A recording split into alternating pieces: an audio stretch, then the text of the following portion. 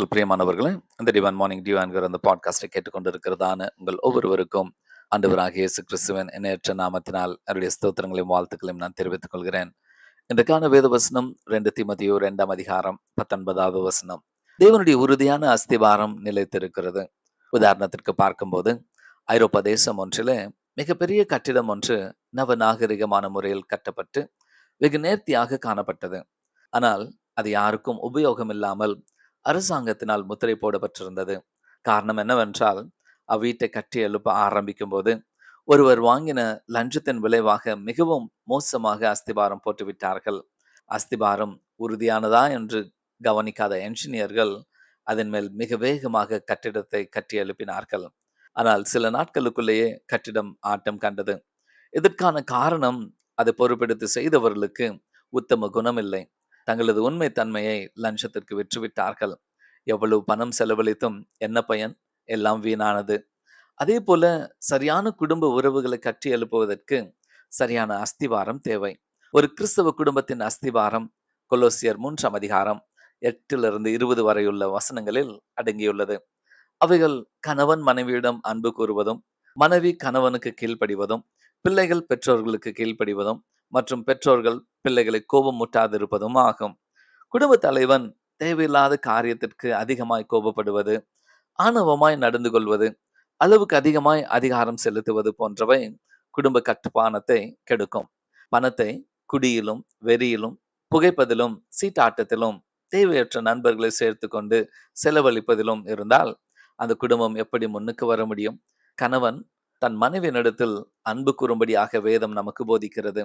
அதுபோல மனைவி குடும்பத்தின் அதிகாரி போல நடக்கிற வீடுகளும் உண்டு. குறிப்பாக கணவனை விட கூடுதல் சம்பளம் வாங்கும்போது அப்பிரச்சனை ஏற்பட வாய்ப்பு அதிகம். வேதத்தின்படி கணவனே குடும்பத்தின் தலையாக இருக்க வேண்டும். கணவனுக்கு கீழ்ப்படிந்தவளாக மனைவி காணப்பட வேண்டும். நான் வைத்ததுதான் சட்டம் என்றும் மற்றவர்களிடம் மணிக்கணக்கில் பேசுவதும் குடும்ப உறவை முறிக்கிற காரியங்களாக இருக்கிறது. கணவனுக்கு விருப்பமில்லாத காரியங்களில் மனைவி ஒருபோதும் ஈடுபடக்கூடாது. அப்படி இல்லாத பட்சத்தில் குடும்பத்தின் அஸ்திவாரம் ஆட்டம் காணும். அதே போல பிள்ளைகளை கீழ்ப்படிய சிறு வயது முதல் பயிற்றுவிக்க வேண்டும். தேவையானால் வசனத்தின்படி பிரம்பையும் பயன்படுத்தக்கூடிய உறுதி பெற்றோருக்கு தேவை. மற்றவர்கள் பிள்ளைகளை குறித்து குறைகளை சொல்லும் போது அந்த தவறு பிள்ளைகளிடம் இருக்கிறதா என்று பார்த்து அதை திருத்த முயற்சிக்க வேண்டும். ஏதோ நம் பிள்ளைகள் வானத்திலிருந்து வந்த தெய்வ தூதர்களைப் போல நினைத்து அவர்களை சத்தம் போடவே பயப்படுகிற பெற்றோர் இருக்கிற வரை பிள்ளைகள் கெட்டு போக சந்தர்ப்பங்கள் அதிகம் உண்டு. பிள்ளைகளை கண்டிக்கிற அதே நேரத்தில் அன்பும் செலுத்த வேண்டும். பிரியமானவர்களே, வேத வசனத்தின்படி அமைக்கப்படும் குடும்பம் உறுதியாக அஸ்திபாரம் போடப்பட்ட வீட்டை போன்றது. அவ்வப்போது சிறு சிறு சண்டைகள் வரலாம், ஆனால் வீடோ அசையாது.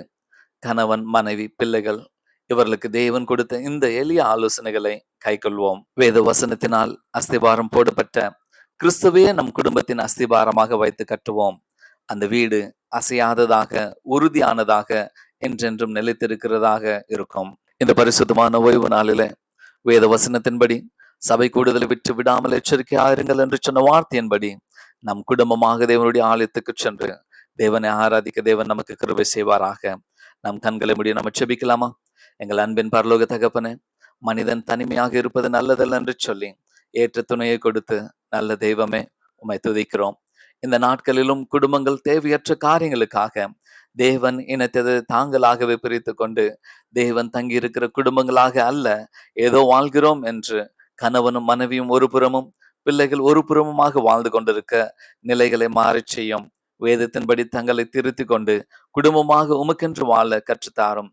குடும்பத்தின் அஸ்திபாரமாக கர்த்தரையும் அவருடைய வசனத்தையும் வைத்து அதன் மேல் குடும்பத்தை கற்றி எழுப்ப சொல்லித்தாரும். எங்கள் ஜெபத்தை கேட்டு எங்களுக்கு பதில் கொடுப்பவரே, உமக்கு நன்றி. இயேசு கிறிஸ்துவின் நாமத்தில் ஜெபிக்கிறோம் எங்கள் ஜீவனுள்ள நல்ல பிதாவே, ஆமென். கர்த்தர் தாமே உங்கள் ஒவ்வொருவரையும் ஆதரித்து ஆசீர்வதிப்பாராக.